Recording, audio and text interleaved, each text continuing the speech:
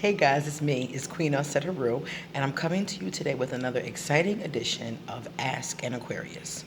Okay, so I noticed, I think it was yesterday, that I had 500 or so, maybe more, subscribers. I think it was five something. And I've been getting messages from people who are all over the world. So this has been really, really cool. I really enjoy that. Um, so thank you for watching. Thank you for sharing. Thank you for subscribing. And I just hope that something I say helps. That's the best I can hope for. Someone sent me a message and she called me auntie. And I was like, oh my God, I'm old enough to be an auntie. So I really feel good about that. I feel good about being able to help, especially women, especially younger women. I'm here for everybody. I'm going to answer questions of anybody, male, female, young, old. But I love when it's the younger women, because I'm hoping that if you listen to the things I say, you won't make the same mistakes I did. So I'm hoping to spare some of you the emotional roller coasters that us older women did go through, or are going through, or have gone through. So, to my beautiful nieces, a lot of this is geared directly towards helping you have a better life, better than mine was. So I hope that it helps. Okay, so today's question was about the Aquarius and the Taurus. So I had a Taurus. I liked her. I liked her a lot. But I'm going to tell you what the problem is with Aquarius and Taurus. Aquarius and Taurus have a lot in common. They're both nonconformists. They're both the kind of beings that like excitement. They love that kind of thing, fun. These are really great energies as far as that's concerned. The Taurus is more of a homebody, though. They're usually at home. They're usually watching TV, cooking food, something like that. They love home parties, home things. And the Aquarius needs more of that. The Aquarius has a tendency to be a loner, or they have a tendency to do things that are out in the world. So that home thing is really good for our energy, and it's really good for our spirit. So those two things go really good together. And then we do drag the Tauruses out and make them do fun stuff in the real world. So that part is good as well. Aquarius and Taurus both love sex. So they usually have a very strong sexual relationship. Aquarius and Taurus have a lot of fun together. The vibration is really good. But there's a problem here.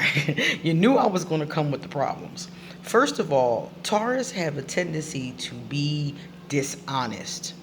I'm going to just put that out first. And then that leads to all the other issues. Sometimes they're not honest. Sometimes they're not honest about their feelings. Sometimes they're not honest, period. And sometimes I'm going to just put it out there. Taurus really like sex. The Aquarius like sex too, but the Taurus more so because they're more of a physical being.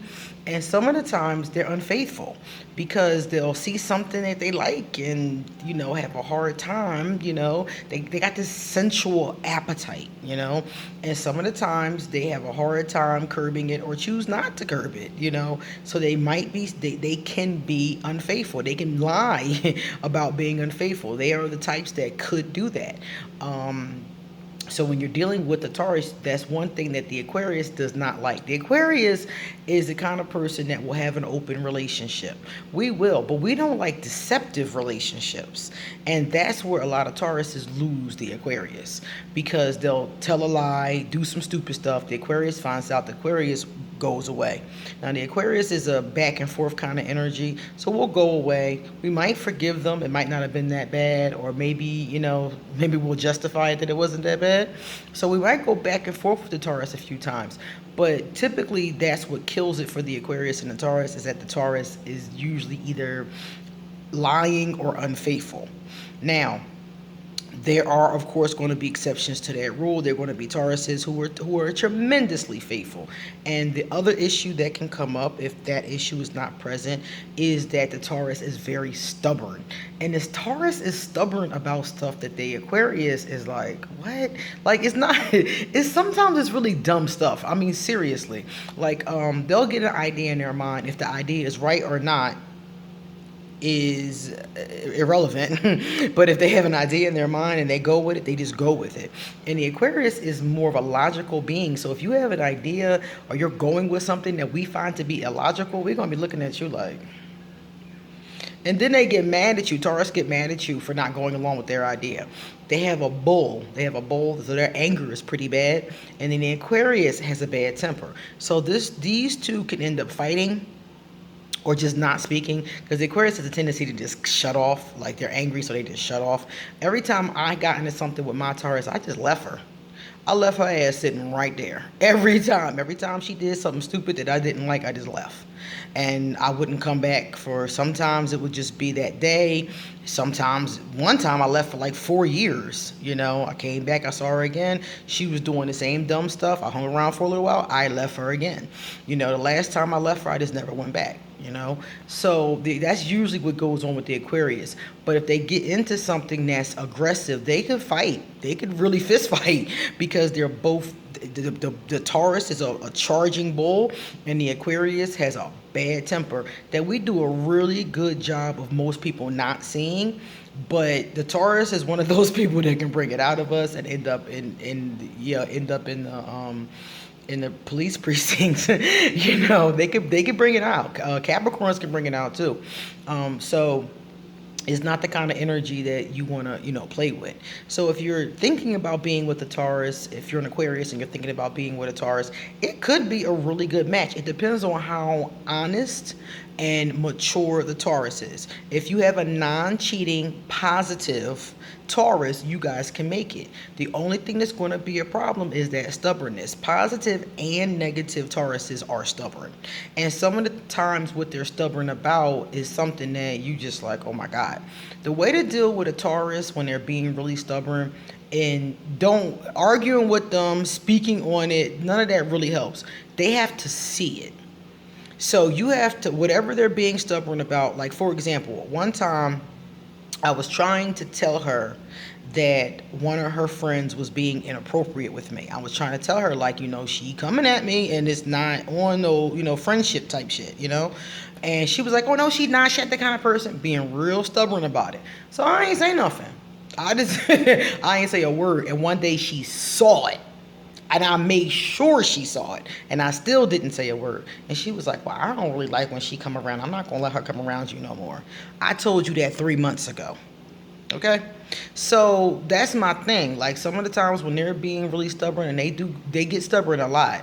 And when they believe something in their mind, she did not want to believe that her friend would do something like that. Who would want to believe that their friend is slime ball? But I'm your woman, and I'm intuitive, and I'm telling you, she is coming at me out of pocket. And she would not listen to me because she did not want it to be true. So when that situation 3 months later happened, and I let her see it, and I didn't respond to the girl, I just like kind of act like I didn't even see it. And she saw it, and she was like, all taken aback. But it was like, I told you 3 months ago.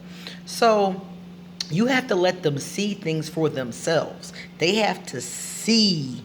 They have to see it, and it has a dawn on them. You can't say it to them. You have to set it up till they see it. Quite frankly, you have to make sure they see what's going on. And then if they see what's going on, then they will respond accordingly.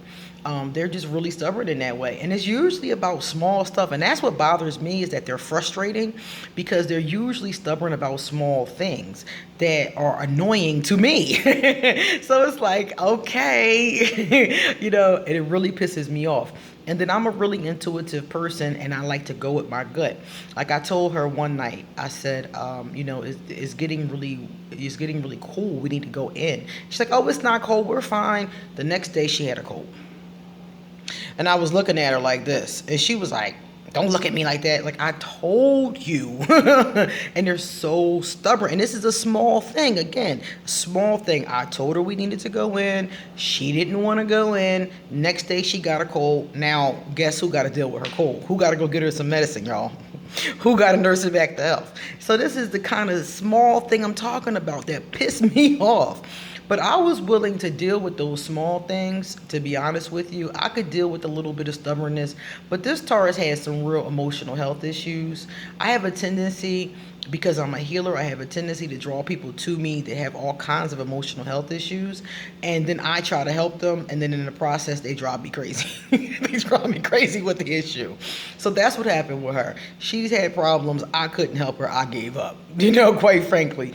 And most of it had to do with the fact that she really didn't want to change. She didn't really want to heal. And that's one thing for a healer that I had to learn and was hard for me to learn, is that when a person does not want to heal, there's nothing you can do for them. So I slowly learned from that situation and from some other ones that when something like that goes on, you got to just let go and move on. You got to just let them go. Everybody doesn't want to heal. People don't want to hurt, but they don't want to do the work to heal. Two different things, you see? So they don't want to feel bad anymore. That's why some people commit suicide. People who commit suicide don't want to die. They don't want to hurt. But they generally do not want to do the work to end the hurt. They just want it to stop. They want it to end right now. And I've been there. I know what it feels like. And I just want it to stop now.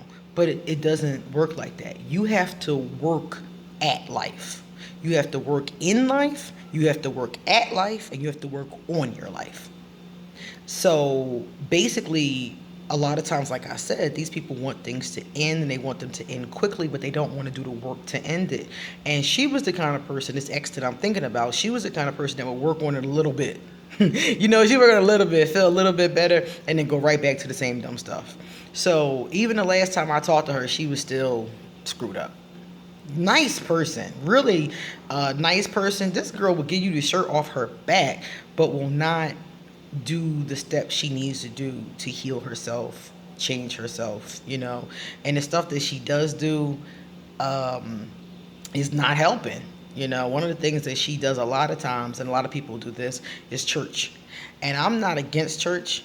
I'm actually down for any spiritual system that is positive, but she goes to church to try to fix it, and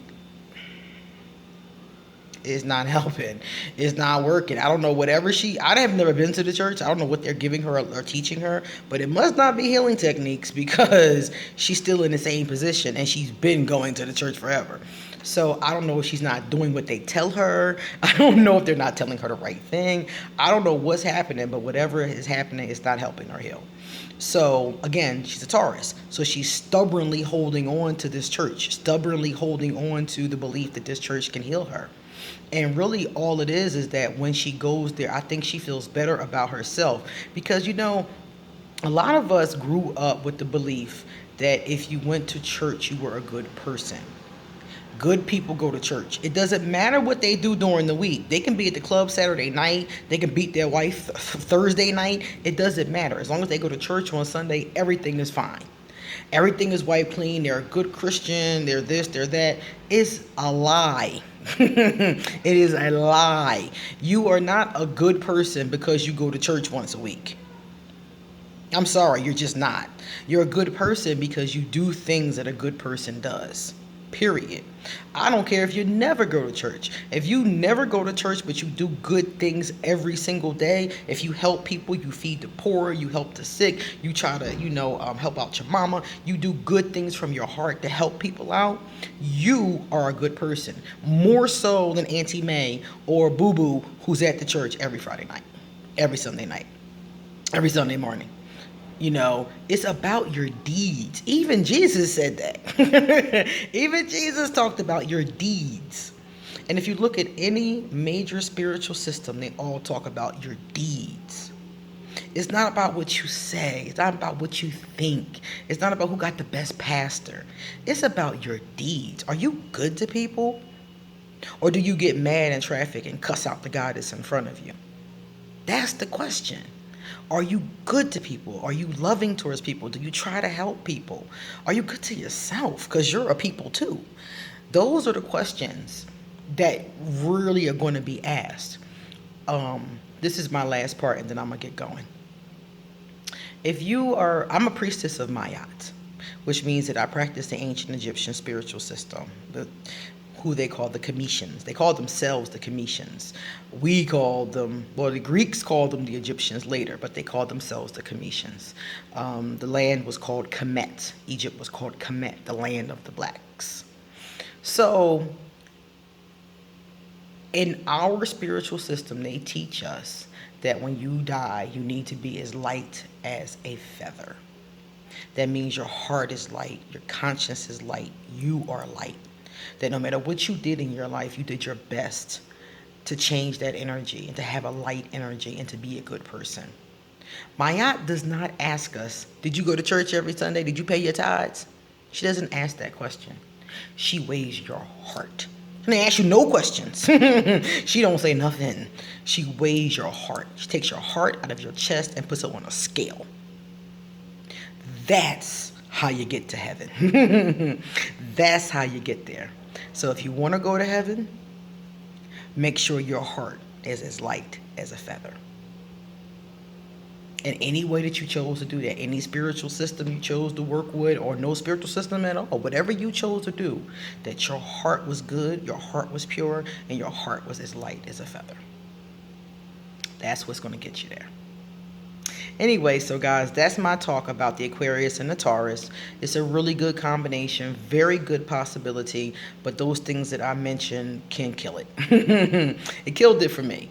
But I still have a lot of respect for, well, I don't really have, I was getting ready to say I have a lot of respect for the Taurus. Truth is not, I don't. I still like her. I think I still feel sorry for her. I think that's really what it is. And but I think that she, like I said, would do good things for people. That's the part that I respect. And that's the thing, that even though she was a lousy girlfriend, I could never take that from her. I've seen her feed people who were hungry. I've seen her take clothes from her own closet to give to somebody who had nothing to wear. Those kind of things I really do respect in the Taurus. And I'm always going to respect that. So for those of you who are Aquarius and who are considering to date a Taurus, that's the only thing you got to worry about, is the dark things I talked about. And if those dark things are not present, or if you can deal with them, or you can work through them in some kind of positive way, then you could have a really decent relationship. All the good things about you that match are really going to be good matches. Okay? This is...